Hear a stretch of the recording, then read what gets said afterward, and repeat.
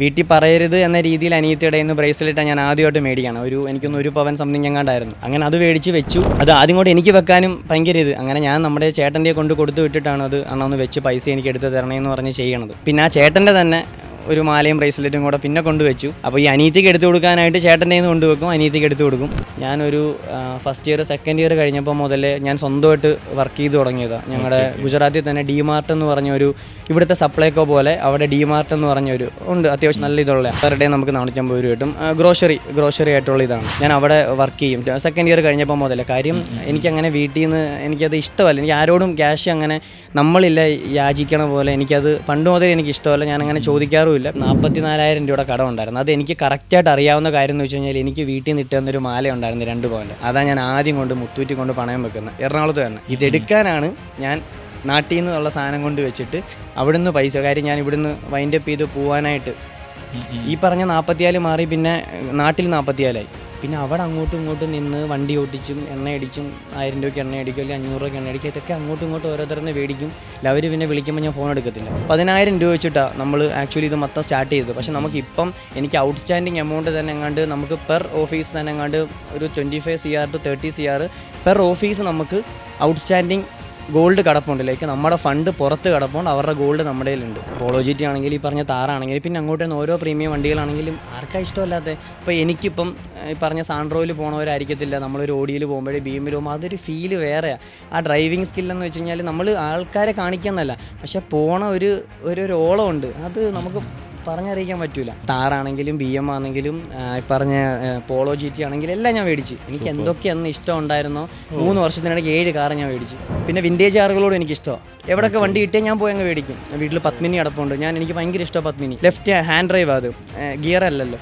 അപ്പോൾ അതൊക്കെ ഒരു 10 വർഷം കഴിയുമ്പം ഈ വണ്ടിയൊന്നും കാണത്തില്ല. കോണ്ടസിന് ഭയങ്കര ഇഷ്ടമാണ്. വീട്ടിൽ ഭയങ്കര എന്തിനാ ഈ പാട്ടയൊക്കെ എന്നൊക്കെ പറഞ്ഞുകൊണ്ട് ഭയങ്കര ഇതാണ്.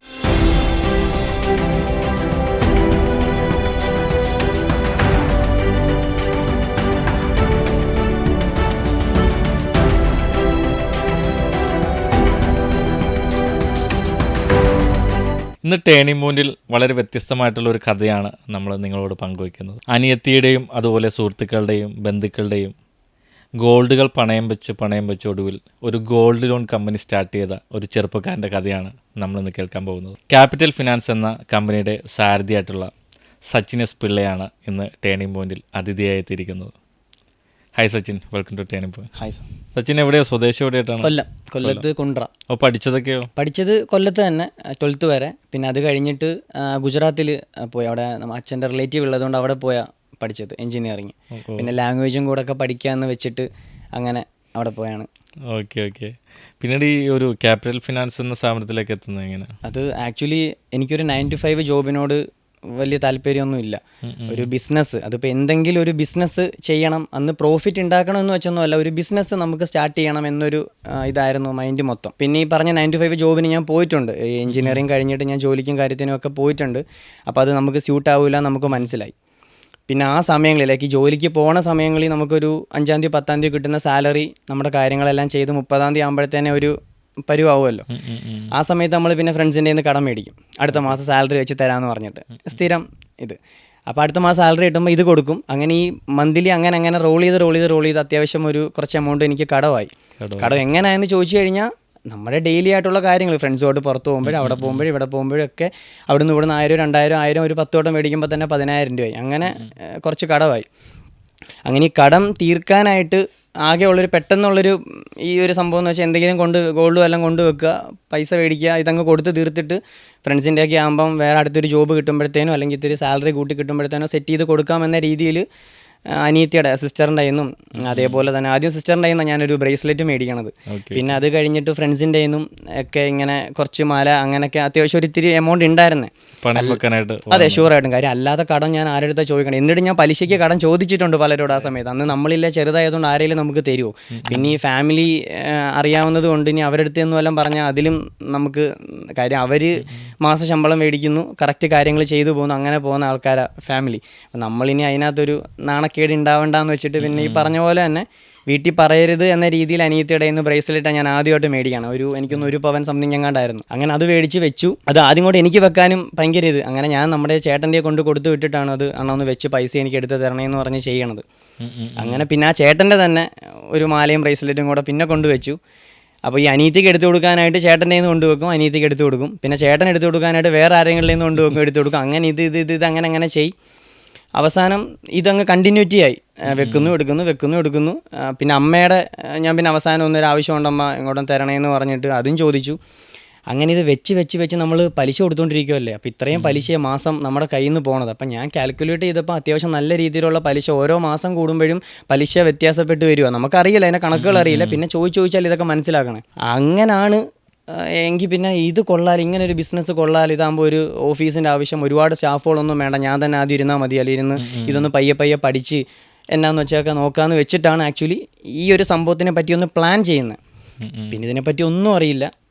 അപ്പം വീടുകളിൽ തന്നെ പണയ സ്വർണ്ണം എടുക്കുന്നവരുണ്ട്, ഗോൾഡ് ലോൺ ചെയ്യുന്നവരുണ്ട്, ഓഫീസ് ഇടാതെ. അപ്പോൾ അങ്ങനെയുള്ളവരടുത്ത് ഞാൻ കൂടുതൽ പോയി കുറച്ചൊരു 10-15 കിലോമീറ്റർ അപ്പുറം ഉള്ളവരടുത്ത് പോയാണ് ഞാൻ സംസാരിക്കുക. കാര്യം നമ്മുടെ അടുത്തുള്ളവരോട് സംസാരിച്ച് ഇനി ഞാൻ വല്ലതും ഇടാൻ പോകുന്നു, അത് കോമ്പറ്റീഷൻ ആവും, അവൻ അത് പറഞ്ഞു കൊടുക്കണ്ട. നമ്മുടെ മലയാളീസിൻ്റെ ഒരു ഇതുണ്ടല്ലോ. ഞാനൊരു ചാറ്റേഡ് അക്കൗണ്ട്, നമുക്ക് അതെല്ലാം ഒരു ഭാഗ്യം. ആ സമയങ്ങളിൽ പലരെയും കണ്ടുമുട്ടി. അങ്ങനെ അങ്കിളിനോട് ഈ കാര്യങ്ങളൊക്കെ സംസാരിച്ചു. ഓക്കെ, നീ എന്നാന്ന് വെച്ചാൽ പേരും കാര്യങ്ങളൊക്കെ ഇട്ട് ഒന്ന് സെറ്റ് ചെയ്യും, ഒരു ഷോപ്പ് എടുക്ക്. അപ്പം വീട്ടിൽ തന്നെ നമുക്കൊരു ഷോപ്പ്, ഒരു കാർ പോർച്ച് ഉണ്ട് എനിക്ക് ഫ്രണ്ടിലൊരു 10-70 സ്ക്വയർ ഫീറ്റ് കാണും. അപ്പോൾ അത് തന്നെ ഒരു കടമുറിയാക്കി, സൈഡിലൊക്കെ പാനലൊക്കെ അടിച്ച് ഒരു കടമുറിയാക്കാമെന്ന് വെച്ചാണ് ആദ്യത്തെ ഒരു പ്ലാൻ. അങ്ങനെയാണ് ഈ സംഭവം ക്യാപിറ്റൽ ഫിനാൻസ് എന്നൊരു പേര്. ക്യാപിറ്റൽ എന്ന് വെച്ച് കഴിഞ്ഞാൽ ഫുള്ളൊരു എന്തൊരു സംഭവം ഉണ്ടാക്കണമെങ്കിൽ നമുക്കൊരു ക്യാപിറ്റൽ എന്തായാലും വേണം. അങ്ങനെ പിന്നെ മെയിൻലി നമുക്ക് പൈസ ഇടപാടും കൂടെ ആയതുകൊണ്ട്, ഫിനാൻസ് ആയതുകൊണ്ട് ക്യാപിറ്റൽ എന്ന് തന്നെ ഒരു പേരിടാം, ക്യാപിറ്റൽ ഫൈനാൻസ്. അങ്ങനെ ക്യാപിറ്റൽ ഫൈനാൻസ് എന്നുള്ള പേര് വിട്ട് ഇങ്ങനൊരു സംഭവം സ്റ്റാർട്ടാക്കാം എന്ന് വിചാരിച്ച് നമ്മൾ അങ്ങ് ഓപ്പൺ ആക്കിയത്. പക്ഷെ അന്നൊന്നും ഇങ്ങനൊന്നും ആവുമെന്നൊന്നും നമ്മൾ വിചാരിച്ചില്ല. ഒരു ബ്രാഞ്ച് ഓഫീസ് തുടങ്ങി. അന്ന് ബ്രാഞ്ചെന്ന് പോലും എന്തോന്ന് അങ്ങനെ അങ്ങനെയൊന്നും ഒരു ചിന്തയില്ല. അങ്ങ് തുടങ്ങി, അത് റൺ ചെയ്ത് ഒരു ഓടിട്ട ഒരു കടമുറിയാണ് നമ്മൾ ആദ്യമായിട്ട് ഷോപ്പ്. നമ്മൾ വീട്ടിൽ സ്റ്റാർട്ട് ചെയ്യാമെന്ന് പറഞ്ഞിട്ട് നമ്മൾ വീട്ടിൽ ആദ്യം സ്റ്റാർട്ട് ചെയ്തില്ല. അതിനെക്കാട്ടി എനിക്ക് റേറ്റ് കുറച്ച് ഏറ്റവും തുച്ഛമായ, നമുക്ക് വെറും ഒരു ദിവസക്കൂലി മേടിക്കുന്ന രീതിയിൽ എനിക്കൊരു മാസ റെൻറ്റിന് എനിക്കൊരു ഓടിട്ട ഒരു കുഞ്ഞൊരു ഷോപ്പ് കിട്ടി. ഞാൻ അതാണ് ആദ്യം എടുക്കണത്. അതെടുത്ത് അത് അത്യാവശ്യം നല്ല രീതിയിൽ ഒന്ന് വൃത്തിയാക്കിയൊക്കെ എടുത്ത് ഒരു ഹോട്ടലായിരുന്നു അവിടെ നേരത്തെ, കുഞ്ഞൊരു കടമുറി. അതെവിടെ? കൊല്ലത്ത് വെള്ളിമൺ, നമ്മുടെ ഫസ്റ്റ് ബ്രാഞ്ച് അവിടെ. പക്ഷെ അവിടെ നിന്നാണ് നമ്മുടെ തുടക്കമെല്ലാം. അത് അവിടെ അടുത്തൊരു അമ്പലമുണ്ട്. അപ്പോൾ ആ അമ്പലത്തിൻ്റെയൊക്കെ ബേസൊക്കെ ചെയ്ത് ഞാൻ എങ്കിൽ പിന്നെ ഇവിടെ ഒരെണ്ണം നോക്കാം. അങ്ങനെ അവിടെ അങ്ങ് സ്റ്റാർട്ടപ്പ് ചെയ്യാമെന്ന് വെച്ചിട്ട് എങ്കിൽ പിന്നെ ഒന്നും ആലോചിക്കണില്ല, എങ്കിൽ പിന്നെ ഇങ്ങനെ അങ്ങ് തുടങ്ങാം. അങ്ങനെ ഇത് സംഭവം നമ്മൾ അവിടെ ഇതങ്ങ് സ്റ്റാർട്ടപ്പ് ചെയ്യണത് 2021 സെപ്റ്റംബർ 3. അതാണ് നമ്മുടെ ഫസ്റ്റ് ബ്രാഞ്ച്. ഗോൾഡ് ലോൺ ആയിട്ട് തന്നെയാണോ? അതെ, gold loan, only gold loan, സ്വർണ്ണപ്പണയം മാത്രം എന്ന രീതിയിലാണ് നമ്മൾ സ്റ്റാർട്ടപ്പ് ചെയ്യുന്നത്. ഇപ്പോൾ നേരത്തെ ഒത്തിരി കടങ്ങൾ വന്നതിന് ശേഷമാണ് നമ്മൾ ഗോൾഡ് പണയം വെക്കാൻ തുടങ്ങിയെന്ന് പറഞ്ഞല്ലോ. ഈ കടങ്ങൾ എങ്ങനെയാണ് ശരിക്കും വന്നത്? കടങ്ങളെന്ന് പറയുമ്പോൾ ആക്ച്വലി അത് എൻ്റെ തന്നെ ഓൺ പല മിസ്റ്റേക്കുകളുണ്ട്. കാര്യം എന്ന് വെച്ച് കഴിഞ്ഞാൽ, ഒന്നാമത്തെ കാര്യം, എനിക്ക് ആരെടുത്ത് നോ പറയാൻ അറിയില്ല. ഇപ്പോഴും അങ്ങനെ തന്നെ. ഞാൻ ആരെടുത്ത് നോ പറയുമല്ലോ, ഞാൻ എല്ലായിടത്തും ഒന്ന് ചിരിച്ച് നമുക്ക് റെഡിയാക്കാം. അപ്പോൾ ആരെങ്കിലുമൊക്കെ നമ്മുടെ അടുത്ത് ഫിനാൻഷ്യലി എന്തെങ്കിലും ചോദിക്കുമ്പോഴോ, അല്ലെങ്കിൽ ഇപ്പോൾ നമ്മുടെ ബൈക്കൊന്ന് ചോദിക്കുമ്പോഴോ, വീട്ടിൽ നിന്ന് ബൈക്കൊക്കെ എടുത്ത് തന്നിട്ടുണ്ടായിരുന്നു ഈ എഞ്ചിനീയറിംഗ് കഴിഞ്ഞ സമയത്ത്. കാര്യം ഇവിടം വരെയൊക്കെ വരണം, ഇവിടെ അങ്ങോട്ടും ഇങ്ങോട്ടും. ഞാൻ എറണാകുളത്താണ് വർക്കൊക്കെ ചെയ്തത് ആദ്യം. അപ്പോൾ വണ്ടി കൊടുക്കും. വണ്ടി ചിലപ്പോൾ അങ്ങോട്ടും ഇങ്ങോട്ടോ കൊണ്ടുവന്ന് തട്ടിയോ മുട്ടിയോ ഒക്കെ ചെയ്യുമ്പം, എടാ ഞാനത് റെഡിയാക്കി തരാം, നീ ഒന്ന് കൊടുത്ത് സെറ്റ് ചെയ്യണമെന്ന് പറയുമ്പോൾ നമ്മൾ ആരുടെ നിന്ന് മേടിച്ചത് സെറ്റ് ചെയ്ത് കൊടുക്കും. പിന്നെ അതേപോലെ തന്നെ എൻ്റെ മിസ്റ്റേക്ക് എന്ന് വെച്ച് കഴിഞ്ഞാൽ, അന്ന് എനിക്ക് വീട്ടുകാരുടെ അടുത്ത് പൈസ ചോദിക്കണമെന്ന് ഇഷ്ടമല്ല. ഞാനൊരു ഫസ്റ്റ് ഇയർ സെക്കൻഡ് ഇയർ കഴിഞ്ഞപ്പോൾ മുതലേ ഞാൻ സ്വന്തമായിട്ട് വർക്ക് ചെയ്ത് തുടങ്ങിയതാണ്. ഞങ്ങളുടെ ഗുജറാത്തിൽ തന്നെ ഡിമാർട്ട് എന്ന് പറഞ്ഞൊരു, ഇവിടുത്തെ സപ്ലൈകോ പോലെ അവിടെ ഡിമാർട്ട് എന്ന് പറഞ്ഞൊരു ഉണ്ട്, അത്യാവശ്യം നല്ല ഇതുള്ള. അപ്പോൾ അവിടെ ഞാൻ പാർട്ട് ടൈം ആയിട്ട് 450 രൂപ പെർ ഡേ കിട്ടും. അവിടെ നമുക്ക് വൈകുന്നേരം 5 to 9 വർക്ക് ചെയ്താൽ മതി. പെർ ഡേ നമുക്ക് 450 രൂപ കിട്ടും. ഗ്രോസറി ആയിട്ടുള്ള ഇതാണ്. ഞാൻ അവിടെ വർക്ക് ചെയ്യും സെക്കൻഡ് ഇയർ കഴിഞ്ഞപ്പോൾ മുതലേ. കാര്യം എനിക്കങ്ങനെ വീട്ടിൽ നിന്ന് എനിക്കത് ഇഷ്ടമല്ല. എനിക്ക് ആരോടും ക്യാഷ് അങ്ങനെ നമ്മളില്ല യാചിക്കണ പോലെ എനിക്കത് പണ്ട് മുതലേ എനിക്ക് ഇഷ്ടമല്ല. ഞാനങ്ങനെ ചോദിക്കാറുമില്ല. പിന്നെ വീട്ടിൽ നിന്ന് നമുക്ക് എന്തെങ്കിലും ഉണ്ടെങ്കിൽ അറിഞ്ഞ് തരും, അതങ്ങനെ പോവും. അല്ല ഞാൻ ആരത്തും ചോദിക്കാറില്ല. അപ്പോൾ വീട്ടിൽ നിന്ന് ഞാൻ ചോദിക്കാത്തത് കൊണ്ടും എനിക്ക് ഓണായിട്ടുള്ള വന്ന കടങ്ങൾ എനിക്ക് വീട്ടിൽ നിന്ന് വേണമെങ്കിൽ ചോദിച്ചത് നികത്തായിരുന്നു. പക്ഷെ ഞാൻ അത് ചെയ്തില്ല. ഞാൻ ഈ ഇവിടുന്ന് മേടിച്ച് ഇവിടെ കൊടുക്കും, അവിടുന്ന് മേടിച്ച് അവിടെ കൊടുക്കും. അങ്ങനെ ഈ വണ്ടികളുടെ പല പ്രശ്നങ്ങളും കാര്യങ്ങളൊക്കെ വന്നപ്പം അതങ്ങനെ പോയി. പിന്നെ ഒരു ഫോൺ എടുത്തായിരുന്നു, അതിന് മാസം EMI ഒക്കെ ഉണ്ട്. അപ്പം അങ്ങനെ എടുത്തുചാട്ടം കുറേ കാര്യങ്ങൾ ഞാൻ ആ സമയങ്ങളിൽ എനിക്ക് ഉണ്ടായിട്ടുണ്ട്. Okay okay. അപ്പം അങ്ങനെ കുറേ, അപ്പം അന്ന് ഞാൻ ഈ വർക്കൗട്ടിനൊക്കെ അവിടെ പോകുമ്പോൾ അവിടെ ഗുജറാത്തിലൊക്കെ പെർ ഇയർ നമുക്ക് 9,000 രൂപയൊക്കെയാണ് ഒരു വർഷത്തേനുള്ള, ഇവിടുത്തെ പോലല്ല, മന്ത്ലി ഒന്നും അല്ല. അപ്പം അങ്ങനെ എൻ്റെ സ്വന്തമായിട്ടുള്ള ഒരു എടുത്തുചാട്ടങ്ങളും ഒരു ഷോ ഓഫും അങ്ങനെയൊക്കെ എനിക്ക് ഒരുപാട് മിസ്റ്റേക്കുകളുണ്ട്. പക്ഷേ ഓരോ മിസ്റ്റേക്കും സത്യം പറഞ്ഞാൽ എനിക്ക് ഓരോ പാഠങ്ങളായിരുന്നു. അങ്ങനെ ഇനി പോകരുത്, അങ്ങനെ ആഡംബരം വേണ്ട, അല്ലെങ്കിൽ അങ്ങനെ ചെയ്യരുത്, ഉണ്ടായിട്ട് ഇരുന്നിട്ട് കാല് നീട്ടിയാൽ മതി എന്ന് ഓരോ എനിക്ക് ഉണ്ടാവുന്ന ഓരോ പ്രശ്നങ്ങളും എനിക്ക് ഓരോ ലെസൺസ് ആണ് ഉണ്ടാക്കി തന്നത്. അന്ന് എത്ര കടങ്ങളുണ്ടായിരുന്നു? അപ്പോൾ എത്ര രൂപയുടെ കടം ഉണ്ടായിരുന്നു? ആദ്യം എനിക്ക് കറക്റ്റ് പറയാനാണെങ്കിൽ ഒരു 44,000 രൂപയുടെ കടം ഉണ്ടായിരുന്നു. അത് എനിക്ക് കറക്റ്റായിട്ട് അറിയാവുന്ന കാര്യം എന്ന് വെച്ച് കഴിഞ്ഞാൽ എനിക്ക് വീട്ടിൽ നിന്ന് ഇട്ടുന്നൊരു മാല ഉണ്ടായിരുന്നു 2 പവൻ്റെ. അതാണ് ഞാൻ ആദ്യം കൊണ്ട് മുത്തൂറ്റി കൊണ്ട് പണയം വെക്കുന്നത്. എറണാകുളത്ത് തന്നെ, ഇവിടെ കറക്റ്റ് സ്ഥലം എനിക്കറിയില്ല, എറണാകുളത്ത് തന്നെ കലൂര് ഭാഗത്തെങ്ങാണ്ടായിരുന്നു. ഞാൻ അവിടെ ആദ്യം അതാ കൊണ്ട് വെക്കണേ. ഇതെടുക്കണ്ടേ, ഇതെടുക്കാനാണ് ഞാൻ നാട്ടിൽ നിന്നുള്ള സാധനം കൊണ്ട് വെച്ചിട്ട് അവിടുന്ന് പൈസ, കാര്യം ഞാൻ ഇവിടുന്ന് വൈൻഡപ്പ് ചെയ്ത് പോകാനായിട്ട് ഈ പറഞ്ഞ 44 മാറി, പിന്നെ നാട്ടിൽ 44 ആയി. പിന്നെ അവിടെ അങ്ങോട്ടും ഇങ്ങോട്ടും നിന്ന് വണ്ടി ഓട്ടിച്ചും എണ്ണ അടിച്ചും 1000 രൂപയ്ക്ക് എണ്ണ അടിക്കും, അല്ലെങ്കിൽ 500 രൂപയ്ക്ക് എണ്ണ അടിക്കും. ഇതൊക്കെ അങ്ങോട്ടും ഇങ്ങോട്ടും ഓരോരുത്തർന്ന് മേടിക്കും. അവർ പിന്നെ വിളിക്കുമ്പോൾ ഞാൻ ഫോൺ എടുക്കത്തില്ല. അങ്ങനെ ഇത് കൂടുന്നതല്ലാതെ ഇത് താഴോട്ട് പോകണില്ല. അങ്ങനെ മുന്നോട്ടായി എങ്ങനെ പോയാലും ഒരു 1.5 രൂപയ്ക്കൊക്കെ അകത്ത് എനിക്ക് കടം ഉണ്ടായിരുന്നു. പക്ഷേ ഇന്ന് 1.5 രൂപ ഒന്നും അല്ലെങ്കിൽ പോലും അന്നത്തെ 1.5 രൂപ ലൈക്ക് ഒരു 2019-20 കാര്യമാണ്. 1.5 എന്ന് വെച്ച് കഴിഞ്ഞാൽ എൻ്റെ ഈശ്വരൻ എനിക്ക് ഉറങ്ങാത്ത ദിവസങ്ങളുണ്ട്. ഞാനിത് എന്തോ ചെയ്ത് എവിടെ നിന്ന് ഉണ്ടാക്കും, 1000 വെച്ച് നമുക്ക് നാട്ടിൽ വല്ലയിടത്തും ജോലിക്ക് പോകാൻ പറ്റുമോ? കൊല്ലത്ത് തന്നെ ഞാൻ എവിടെ ജോലിക്ക് പോകണേ, വീട്ടുകാർ എന്നെ വിടുമോ? അല്ലെങ്കിൽ അവർക്കൊരു ഇതല്ലേ, എങ്കിൽ എനിക്ക് ചെയ്യുന്നതിന് ഒരു കുഴപ്പമില്ല. അതുകൊണ്ട് ഞാൻ എറണാകുളത്തൊക്കെ വന്നിട്ട് ഇവിടെ വന്നിട്ട് നമ്മൾ സൊമാറ്റോ ഓടിയിട്ടുണ്ട്, പമ്പിൽ നിന്നിട്ടുണ്ട്. നമ്മൾ രാവിലെ ഈ ഓഫീസ് കഴിഞ്ഞതിന് ശേഷം രാത്രി 4-5 മണി മുതൽ 9-10 മണി വരെ സൊമാറ്റോ ഓടും. ചില സാറ്റർഡേ സൺഡേ വരുമ്പോൾ പമ്പിൽ പോയി നിൽക്കും. നമുക്കറിയാവുന്ന ഈ പറഞ്ഞ നമുക്ക് കൊളീഗ്സുമായിട്ട് ബന്ധപ്പെട്ട് അങ്ങോട്ടും ഇങ്ങോട്ടും ഇവിടുത്തെ ലോക്കൽസ് ഉള്ളതുകൊണ്ട് അവർ തന്നെ നമുക്ക് ടൈപ്പ് ചെയ്ത് തന്ന് അങ്ങനെ നിന്നിട്ടുണ്ട്. എന്നിട്ട് വല്ലതും തീരുമോ? എത്ര രൂപ കിട്ടാനാ? ഒരു വട്ടം സൊമാറ്റോ ഓടിക്കഴിഞ്ഞാൽ ആ ഒരു ടൈമിൽ ഒരു 500-600 രൂപ കണ്ടേ കിട്ടത്തുള്ളൂ. ഈ ഒരു ഫുൾ ഡേ ഓടിയാൽ 1000-1500 രൂപയ്ക്ക് അത് കിട്ടത്തുള്ളൂ. അങ്ങനെ ഈ ഒരു എമൗണ്ടോളം കടം. പിന്നെ അത് പയ്യെ നിന്ന് അങ്ങ് എല്ലാം അങ്ങ് മാറ്റിയെടുത്ത് എന്ന് പറയാം. ഇങ്ങനെയൊക്കെയാണ് കടവും കാര്യങ്ങളും എല്ലാം ഉണ്ടായതും. ആദ്യമേ ടോട്ടലി കടം ആയിട്ടാണ് സ്റ്റാർട്ട് ചെയ്യുന്നത്. നമ്മൾ ഓഫീസ് തുടങ്ങിയപ്പോൾ ഈ കട അതേപോലെ തന്നെ റിഫ്ലക്റ്റ് ചെയ്ത് നിൽപ്പുണ്ട്. അപ്പോൾ ഇത് ഈ ഓഫീസ് തുടങ്ങാനുള്ളൊരു ക്യാപിറ്റൽ അതെങ്ങനെയാണ് കണ്ടെത്തിയത്?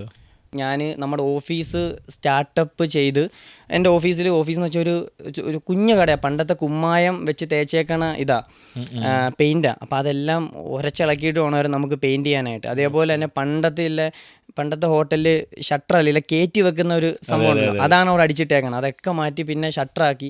അപ്പം അങ്ങനെ എനിക്ക് കുറച്ച് എമൗണ്ട്, ഒരു 1-2 രൂപയോളം മൊത്തത്തിൽ ലോക്കർ ഉൾപ്പെടെ കുറച്ച് പൈസ ചിലവായിരുന്നു. അത് ഞാൻ വീട്ടിലിങ്ങനെ കാര്യം പറഞ്ഞു. അപ്പം ഇനി എനിക്കിങ്ങനെയുള്ള കുറച്ച് കടങ്ങളുണ്ടെന്ന് അവർക്കറിയാം. അപ്പോൾ വീട്ടിൽ നിന്ന് ഇത് ഞങ്ങൾ പലിശയ്ക്ക് മേടിച്ച് തരുക എന്ന് പറഞ്ഞ് എനിക്ക് തരുന്ന കാര്യം തിരിച്ചു കൊടുക്കണ്ടേ, അവരുടെ കയ്യിൽ നിന്ന് സ്വന്തമായിട്ട് തരുമല്ല, പലിശയ്ക്ക് വരെ മേടിച്ച് തരുക എന്ന് പറഞ്ഞിട്ടാണ് ഈ പറഞ്ഞ 2 ലക്ഷം രൂപ മേടിച്ച് തന്നു. പക്ഷേ 2 ലക്ഷം രൂപ കൊണ്ട് എനിക്ക് ഓഫീസിൻ്റെ വർക്കെല്ലാം തീർക്കാൻ പോലും പറ്റിയിട്ടില്ല. കാര്യം വീണ്ടും കുറേ കാര്യങ്ങളുണ്ട്. നമുക്ക് ലോക്കർ വേണം, കൗണ്ടിങ് മെഷീൻ വേണം, വെയിങ് മെഷീൻ വേണം, പിന്നെ ഗോൾഡ് നോക്കുന്ന ഒരു ചെറിയ എന്തെങ്കിലും. അന്ന് നമുക്ക് ഗോൾഡ് ഉരച്ച് നോക്കാനൊന്നും വലുതായിട്ട് അറിയില്ലല്ലോ. ഒരു ഗ്രിപ്പിലങ്ങ് തുടങ്ങാം, എന്നാന്ന് വെച്ചാൽ നോക്കാമെന്നുള്ള ആ ഒരു മൈൻഡ് സെറ്റപ്പിൽ അങ്ങ് പോവുക. എല്ലാം ഉണ്ടായിട്ട് തുടങ്ങാമെന്ന് പറഞ്ഞാൽ ഒന്നും നടക്കാൻ പോണില്ല. ക്യാപിറ്റൽ എന്ന് വെച്ചാൽ കറക്റ്റ് 10,000 രൂപ എൻ്റെ കയ്യിലുണ്ടായിരുന്നു. കറക്റ്റ് 10,000 രൂപ വെച്ചിട്ടാണ് ഞാൻ നമ്മുടെ വെള്ളിമൺ എന്ന് പറഞ്ഞ ഓഫീസിൽ ഞാൻ ആ കബോർഡിൽ 10 രൂപ ആണ് സ്റ്റാർട്ടപ്പ് ചെയ്യുന്നത്. കറക്റ്റ് 10,000 രൂപ. ഞാൻ ആ സമയങ്ങളിൽ ഇങ്ങോട്ട് ആരും കയറി വരല്ലേ എന്ന് വരെ ഞാൻ ചിന്തിച്ചിട്ടുണ്ട്. കാര്യം ആരും വന്നില്ലെങ്കിൽ അത്രേ ഉള്ളൂ. വന്നിട്ട് പൈസ ഇല്ലെന്ന് പറഞ്ഞത് നമ്മുടെ ഫിനാൻസിനാണ് നാണക്കേട്. സത്യം, ഞാൻ ഇരുന്ന് ആലോചിച്ചു, ദൈവത്തോട് ഞാൻ പ്രാർത്ഥിച്ചു, ഗോൾഡ് വെക്കാൻ വരുമ്പോൾ തിരിച്ചു കൊടുക്കാൻ. അതെ, ആരും വരല്ലേ എന്ന് ഞാൻ കാര്യം കുറച്ചൊന്ന് കഴിയട്ടൊന്ന് എവിടെന്നെങ്കിലും ഒന്ന് ഫണ്ട് റോൾ ചെയ്യണ്ടേ. ആദ്യത്തെ ദിവസം 2ാമത്തെ ദിവസം ആ ഒരു വീക്കിലെ കാര്യം ഞാൻ പറയാം. ആരും വരല്ലേ എന്ന് പ്രാർത്ഥിച്ചിട്ടുണ്ട്. കാര്യം ആരെങ്കിലും വന്നു കഴിഞ്ഞാൽ 10,000 രൂപ മുകളിൽ ആരെങ്കിലും ഗോൾഡ് ചോദിച്ചു കഴിഞ്ഞാൽ പൈസ വേണ്ടേ. അപ്പം ചേച്ചി പൈസ ഇല്ല, ഇപ്പം റെഡിയാക്കി തരാമെന്ന് പറഞ്ഞാൽ അവർ പിന്നെ വെക്കുമോ? ഓടിപ്പടച്ച് വരുന്നവരായിരിക്കും. അവർ പറയും ഇല്ല അവിടെ പോകണ്ട, അവിടെ പൈസയൊന്നുമില്ല എന്നൊരൊറ്റ മൗത്ത് സ്പ്രെഡിങ് മതി. ഏറ്റവും വലിയ പ്രൊമോഷൻ അതാ, മൊത്തം സ്പ്രെഡായിട്ട് അങ്ങ് പോകും. അങ്ങനെ വരെ ഞാൻ ചിന്തിച്ചിട്ടുണ്ട്. ആ 10,000 രൂപ അവിടെ വെച്ചുകൊണ്ട് പിന്നെ വരുന്ന ഓരോ ഗോൾഡിനും ഈ പറഞ്ഞ അന്ന് ഞാൻ പണയം വെച്ച ചേട്ടന്മാരുടെ നിന്ന് വീണ്ടും ഞാൻ പറയും, അണ്ണാ ഒന്ന് വെച്ച് ഒരു 35,000 രൂപ തരുമോ? അപ്പോൾ ഞാൻ എന്ത് ചെയ്യും, ഞാൻ ഇവരെ കൊണ്ട് പണയം വെപ്പിക്കും. ഇവരുടെ ഗോൾഡ് പണയം വെപ്പിച്ചിട്ട് ഞാൻ ഈ പൈസ എടുത്ത് ഓഫീസിൽ വെച്ചിട്ട് നമുക്ക് പണയം വരുന്നവരുണ്ടല്ലോ, ഈ പണയം വരുന്ന ഗോൾഡിന് ഇവർക്ക് ഞാൻ പൈസ കൊടുക്കും. എന്നിട്ട് ഇവരുടെ ഈ പണയം കൊണ്ട് ഞാൻ എവിടെ വെക്കും, വേറെ ഏതെങ്കിലും ഒരു സ്ഥാപനത്തിൽ കൊണ്ട് വെച്ചിട്ട് ഈ പൈസ തിരിച്ച് മറ്റേ ചേട്ടനം കൊടുക്കും. ഇങ്ങനെ അങ്ങ് റോളിംഗ് ആയി. ഇതേ സംഭവം അങ്ങ് നടന്നുപോയി കാര്യം. അപ്പം അവിടുന്ന് ഞാൻ എടുക്കുന്നു, വേറെ എവിടെയെങ്കിലും കൊണ്ടുവെക്കുന്നു. ഇതായിരുന്നു ആദ്യത്തെ 3-4 മാസമല്ലോ. ഇതാ കാര്യം, വേറെ പൈസയൊന്നും ഇല്ലല്ലോ, ഒരു കാര്യങ്ങളും ഇല്ല. 10,000 രൂപ വെച്ചിട്ടാണ് നമ്മൾ ആക്ച്വലി ഇത് മൊത്തം സ്റ്റാർട്ട് ചെയ്തത്. പക്ഷേ നമുക്കിപ്പം എനിക്ക് ഔട്ട്സ്റ്റാൻഡിങ് എമൗണ്ട് തന്നെ എങ്ങാണ്ട് നമുക്ക് പെർ ഓഫീസ് തന്നെ എങ്ങാണ്ട് ഒരു 25 CR to 30 CR per office നമുക്ക് ഔട്ട്സ്റ്റാൻഡിങ് ഗോൾഡ് കിടപ്പുണ്ട്. ലൈക്ക് നമ്മുടെ ഫണ്ട് പുറത്ത് കിടപ്പുണ്ട്, അവരുടെ ഗോൾഡ് നമ്മുടെ കയ്യിലുണ്ട്. ആ ഒരു ഇതിലേക്ക് ആ ഒരു ഇതുണ്ട് നമുക്കിപ്പം. ആ ഒരു രീതിയിലേക്ക് നമ്മൾ മാറി ഉറപ്പായിട്ടും. അപ്പം അന്നിപ്പോൾ ഈ പറഞ്ഞ പോലെ നമ്മൾ ഈ പറഞ്ഞ പോലെ ഗോൾഡ് മേടിക്കുന്നു, കൊണ്ട് അവിടെ വെക്കുന്നു. അപ്പം അന്നെങ്കിലും നമ്മൾ എന്തെങ്കിലും കയ്യിൽ നിന്ന് വീണ് പോയാൽ പിടിക്കപ്പെട്ടു പോകുന്നുള്ളൊരു അവസ്ഥ എന്തെങ്കിലും ഉണ്ടായിട്ടുണ്ടോ? അങ്ങനെ ഉണ്ടായെന്ന് ചോദിച്ചു കഴിഞ്ഞാൽ, ഇപ്പം ഒരു കസ്റ്റമർ പെട്ടെന്ന് ഒരു ഗോൾഡ് എടുക്കാൻ വരുമ്പം സാധാരണ ഒരു ഓഫീസിൽ തന്നെ ചേച്ചി ഒരു 5 മിനിറ്റ് ഒരു ലോക്കറിൽ നിന്ന് ഗോൾഡ് എടുത്തുകൊണ്ട് വരും. അപ്പം ഞാൻ ഓഫീസ് അടച്ചോടണം. ചിലപ്പോൾ അവർ വരുന്ന 5 മണിക്കായിരിക്കും. 4-4:30 ആകുമ്പോൾ മിക്കുള്ള ഫൈനാൻസും മിക്കുള്ള ബാങ്കുകളും അക്കൗണ്ട്സും മൊത്തം ക്ലോസ് ചെയ്യും. 3 കഴിഞ്ഞിട്ട് അവർ ക്യാഷ് മേടിക്കത്തുമില്ല. ഞാൻ എന്നാ ചെയ്യും? പറ്റത്തില്ല. അപ്പോൾ അവിടുന്ന് ഓടും, ചേച്ചി ഒരു 5 മിനിറ്റ് നമ്മൾ ഗോൾഡ് വീട്ടിലെ ലോക്കറിലാണ് വെച്ചേക്കണം എന്ന് പറഞ്ഞോണ്ട് അപ്പോഴേ വണ്ടി എടുത്ത് അവിടുന്ന് ഓടി നേരെ അവിടെ പോയി നേരത്തെ വിളിച്ചു പറയും, ചേച്ചി ഒന്ന് എടുത്ത് വെച്ചേക്കണേ. ആ ഫിനാൻസോ അല്ലെങ്കിൽ ഇനി അതർ ബാങ്കുകളുമായിട്ടായിരിക്കും നമ്മളങ്ങനെ വെക്കുന്നത് ആദ്യ സമയങ്ങളിൽ. അങ്ങനെ ഒരുപാട് ഓടിയിട്ടുണ്ട്. ഓടുന്ന സമയത്ത് നമ്മുടെ റോഡ് വരുന്ന സമയത്ത് ഇതുണ്ട്, റെയിൽവേയുടെ ഗേറ്റ് ഉണ്ട്, അത് അടച്ചെടുത്ത സമയം ഉണ്ടായിരുന്നു. അവിടെ വണ്ടി വെച്ചിട്ട് ഞാൻ നടന്നു പോയി ഓടി, അങ്ങനെയൊക്കെ ഒരുപാട് ഓടിയിട്ടുണ്ട്, ഇഷ്ടംപോലെ ഓടിയിട്ടുണ്ട് ആ ഒരു സമയങ്ങളിൽ ഈ ഒരു ഇതിന് വേണ്ടിയിട്ട്. അപ്പം അന്ന് നമ്മൾ ഈ ഒരു ഓട്ടോ ഓടുമ്പോൾ നമ്മൾ ഈ ഒരു സ്റ്റേജിലേക്ക് ഇന്നിവിടെ വരെ എത്തി നിൽക്കുന്ന എന്നെങ്കിലും നമ്മൾ ചിന്തിച്ചിട്ടുണ്ടോ? ഞാൻ നമ്മളിങ്ങനെയൊക്കെ ഒന്നും ഞാൻ ചിന്തിച്ചിട്ടില്ല. നമുക്കൊരൊറ്റ മൈൻഡ് സെറ്റ് മാത്രമേ ഉള്ളായിരുന്നു, എനിക്ക് എങ്ങനെയെങ്കിലും ഫണ്ടോ അല്ലെങ്കിൽ പൈസയോ, കാര്യം നല്ല രീതിയിൽ ജീവിക്കണം, അത്യാവശ്യം നല്ല രീതിയിൽ ലക്ഷറി എന്ന് ഞാൻ പറഞ്ഞില്ല, എങ്കിലും നല്ല രീതിയിൽ 3 നേരം കിടിലോട്ട് ആഹാരം കഴിച്ച് സുഖമായിട്ട് കിടന്ന് ഉറങ്ങണം. നമുക്ക് ക്യാഷ് നമുക്കുണ്ടോ, ക്യാഷ് ആയിട്ടാണെങ്കിൽ അക്കൗണ്ടിലായിട്ടാണെങ്കിൽ ഏതെങ്കിലും ഒരു സേവിങ്സോ ഇൻവെസ്റ്റ്മെൻ്റ് ആയിട്ടാണെങ്കിലും നമുക്ക് ഫണ്ട് ഉണ്ടോ, നമുക്ക് സുഖമായിട്ട് കിടന്നുറങ്ങാം. എൻ്റെ അക്കൗണ്ടിൽ ഒരു 1 ലക്ഷം രൂപ ഉണ്ടെന്ന് വെച്ചോ, എനിക്ക് രാത്രി ഒരു ഹോസ്പിറ്റൽ കേസ് വന്നെന്ന് വെച്ചോ, എനിക്കൊന്നും പേടിക്കാനില്ല, അപ്പോഴേ പൊക്കിയെടുത്ത് അങ്ങ് പോയാൽ മതി. എന്തിനാ ഞാൻ കാർഡം കൊടുത്തിരുന്നാൽ മതി, നിങ്ങൾ വേണ്ട സ്വൈപ്പ് ചെയ്ത് എന്നിട്ട് ബില്ല് തന്നാൽ മതി. എനിക്ക് പറയാം, ഞാൻ ആ പോകുന്ന വഴിക്ക് 100 പേരെ വിളിക്കണം, എനിക്ക് പൈസ ഇല്ലെങ്കിൽ ഒരു 1000 ഇട്ടേക്കണേ, 2000 ഇട്ടേക്കണേ, ഞാൻ ഹോസ്പിറ്റൽ കേസാണ് 3000 ഇട്ടേക്കണേ. എന്തിനാ? ഇവരെല്ലാം കിടന്ന് ഉറക്കമായിരിക്കും. ആര് ഫോൺ എടുക്കും? ഒരു വട്ടം വിളിച്ചപ്പോൾ തന്നെന്ന് വെച്ചാൽ പിന്നെയും വിളിക്കാൻ പറ്റുമോ? ചിലപ്പോൾ ഓപ്പറേഷൻ ചിലപ്പോൾ 85,000 രൂപയായിരിക്കും. എൻ്റെ 1-2 ലക്ഷം രൂപ അക്കൗണ്ടിൽ ഉണ്ടെങ്കിൽ ഞാൻ എന്തിനാ പേടിക്കണേ?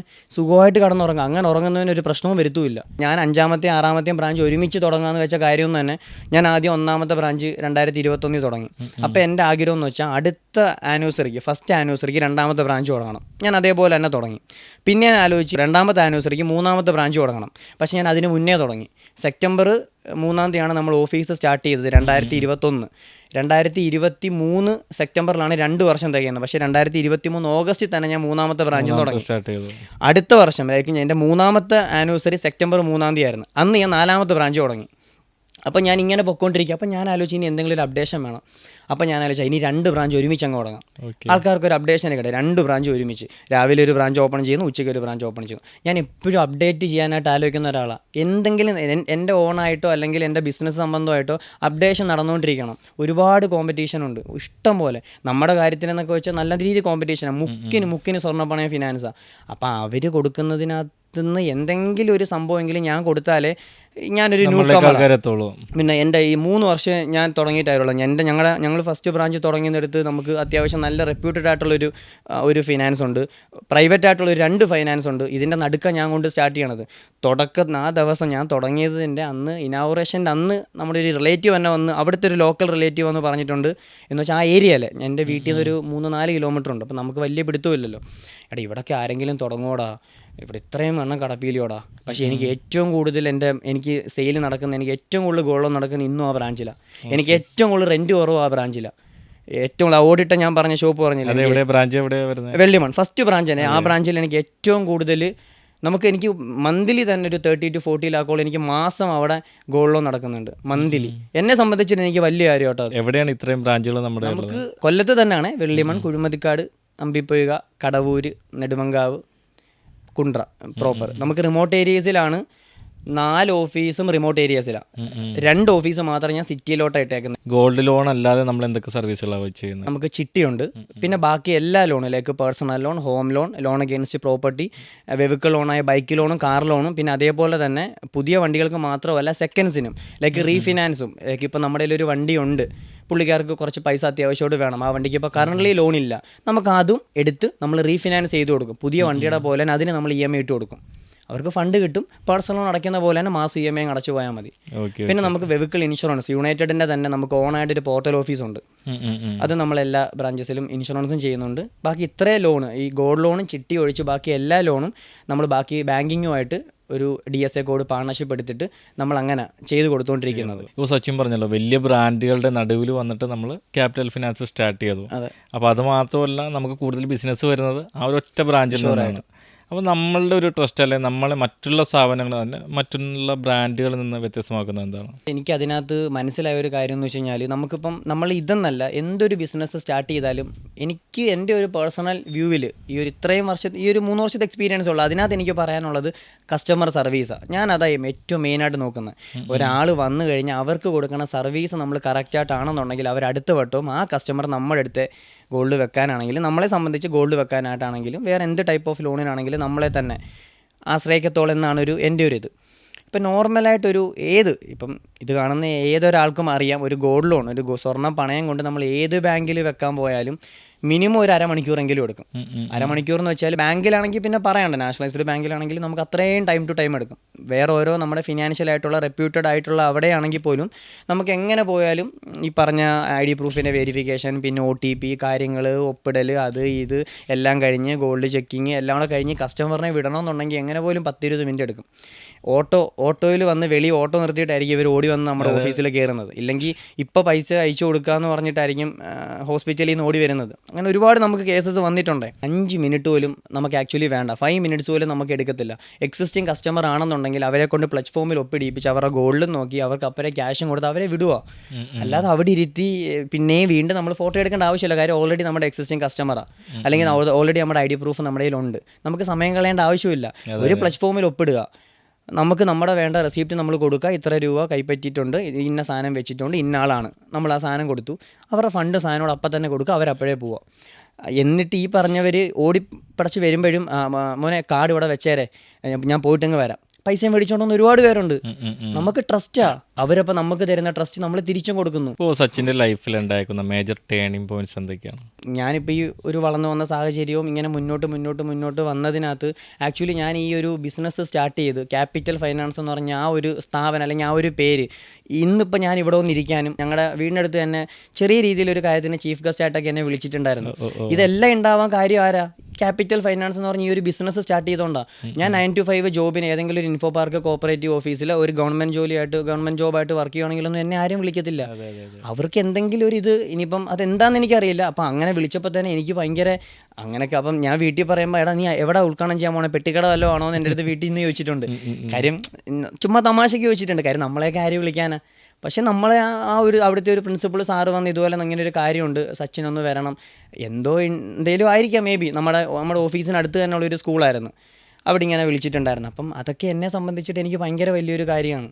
പിന്നെ ബിസിനസ്സുമായിട്ട് ബന്ധപ്പെട്ടെന്ന രീതിയിൽ ഞാൻ നിൽക്കുന്നത് കൊണ്ട് നമുക്ക് ആ കിട്ടുന്ന ഒരു റെസ്പെക്റ്റ് ആണെങ്കിലും, ഇപ്പം ആദ്യം ഞാൻ ഈ ബിസിനസ് സ്റ്റാർട്ട് ചെയ്യണ സമയത്ത് വീട്ടിൽ ഉള്ളവരൊക്കെ കല്യാണത്തിനൊക്കെ പോകുമ്പം എൻ്റെ മോൻ എഞ്ചിനീയറിങ്ങിന് ഗൾഫിലാണ്, അല്ലെങ്കിൽ എൻ്റെ മോൻ പ്രൊജക്ട് മാനേജറായിട്ട് അവിടെ കയറി, എൻ്റെ മോൻ IT എഞ്ചിനീയർ ആണെന്ന് ഓരോരുത്തർ പറയുമ്പോൾ അമ്മ എൻ്റെ അടുത്തൊന്ന് ചോദിക്കും, എടാ ഞാൻ എന്തോ പറയണ്ടേ, നീ എൻ്റെ അടുത്ത് ചോദിക്കുമ്പോൾ ഞാൻ വീട്ടിൽ ഇരിക്കുമെന്നാണോ, അതോ ഇനി ഇങ്ങനെ ബിസിനസ് തുടങ്ങി, ആൾക്കാർക്ക് ബിസിനസ് തുടങ്ങി, എന്തുവാ ക്യാപിറ്റൽ ഫിനാൻസ്, അതെന്തുവാ ഗോൾഡ് ലോൺ, സ്വർണ്ണപ്പണ ഒക്കെ വല്ല കിട്ടുമോ, വല്ല ആവോ? സത്യം എൻ്റെ ആദ്യത്തെ ബ്രാഞ്ചൊക്കെ തുടങ്ങിയതിന് ശേഷം എടാ ഇതൊക്കെ കൊണ്ട് നിൽക്കാൻ പറ്റുമോടാ എന്ന് എൻ്റെ ഏറ്റവും മൂത്ത ചേട്ടൻ എന്നോട് ചോദിച്ചിട്ടുണ്ട്, ഏറ്റവും ഫാമിലിയിലെ.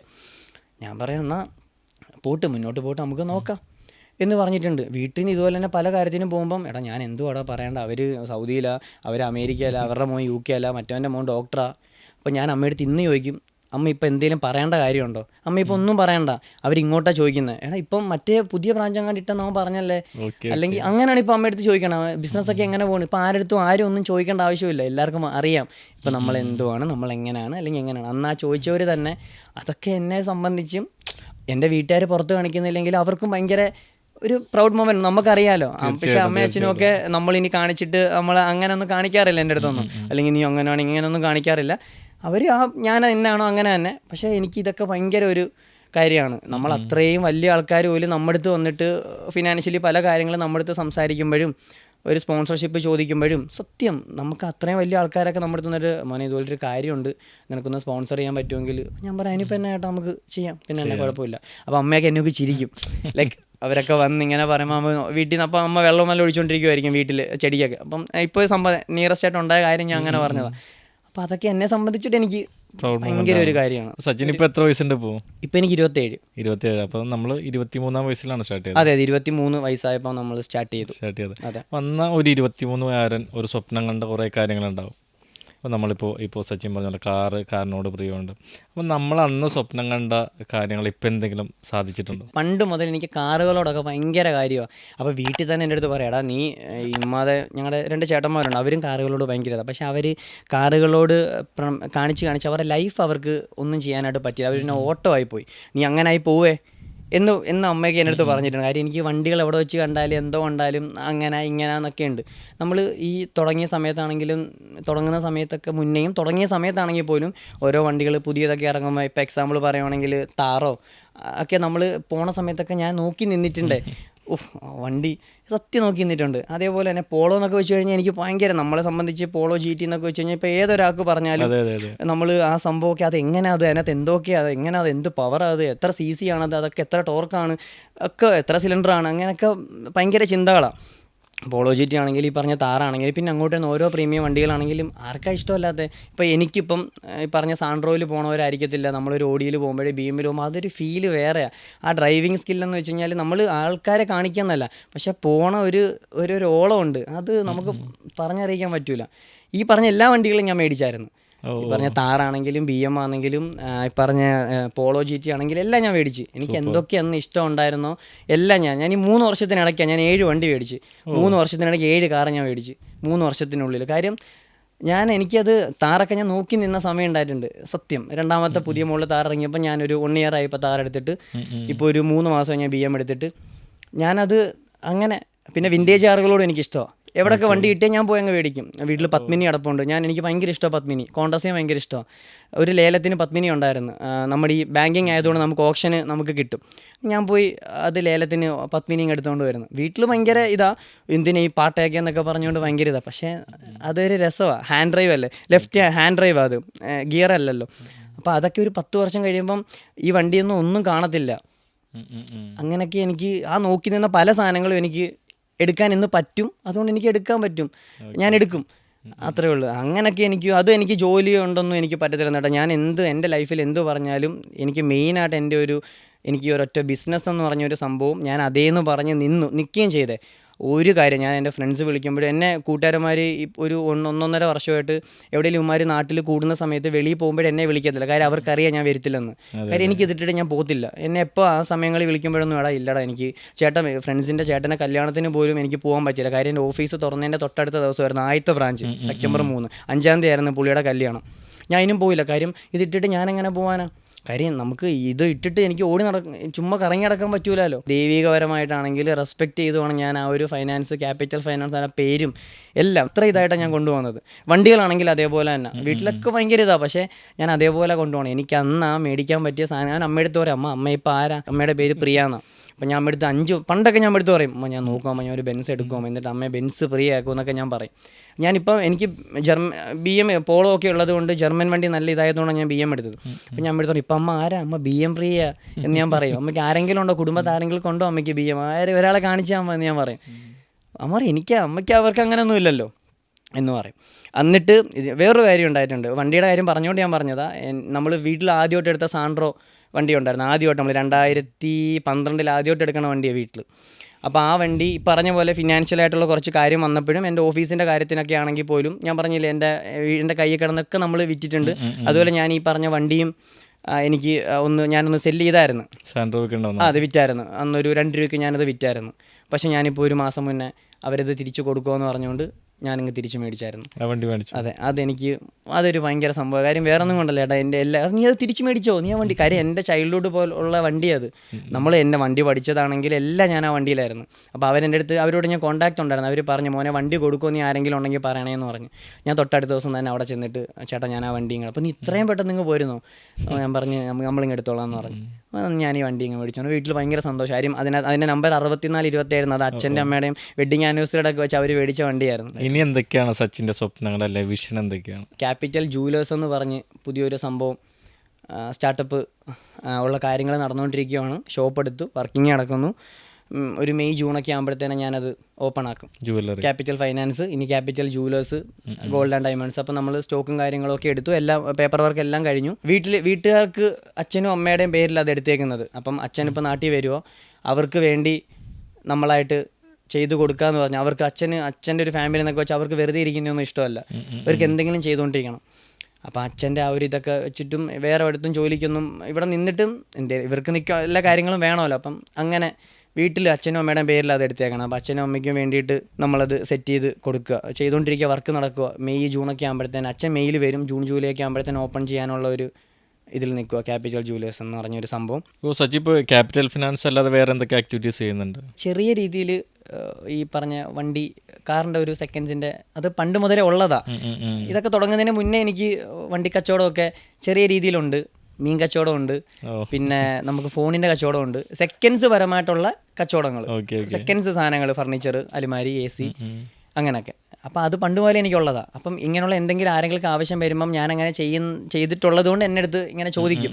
അപ്പം നമ്മളിത് കണക്ട് ചെയ്ത് കൊടുക്കാറുണ്ട്. പണ്ടത്തെ പോലെ ഞാനങ്ങനെ എടുത്ത് സാധനങ്ങളൊന്നും വെക്കാറില്ല. വണ്ടികളൊന്നും എടുത്തങ്ങനെ ഇടാറൊന്നുമില്ല. പണ്ടൊക്കെ എടുത്തിടുമായിരുന്നു. ഇപ്പം അതിനുള്ള ടൈമോ അങ്ങനെ നമ്മൾ അതിൻ്റെ പുറകെ നിൽക്കാനുള്ളൊരു ഇതില്ല, ഇത് തന്നെ ബേസ് ചെയ്ത് പോകാനുള്ള അങ്ങനെയുള്ള ചെറിയ ചെറിയ കാര്യങ്ങളൊക്കെ കൊണ്ടുപോകുന്നുണ്ട്. അതുകൂടാതെ പിന്നെ നമുക്ക് ഈ മൂവിയുടെ, ഞാൻ പറഞ്ഞില്ലേ, നമ്മളിപ്പോൾ ഒരു മൂവി ചെറിയ രീതിയിലൊരു ഡിസ്ട്രിബ്യൂഷനൊക്കെ ചെയ്തിട്ടുണ്ടായിരുന്നു.